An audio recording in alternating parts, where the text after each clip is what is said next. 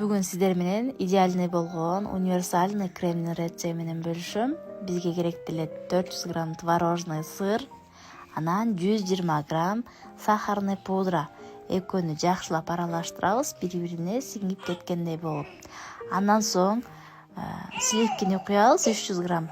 Дагы миксер менен аралаштырабыз 3-5 минуттардын аралыгында.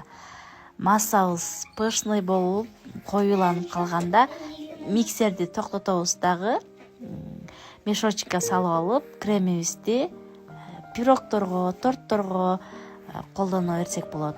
Рецепт жаккан болсо лайк басканды унутпаңыз. Менден рецепт, ал эми сизден лайк болсун.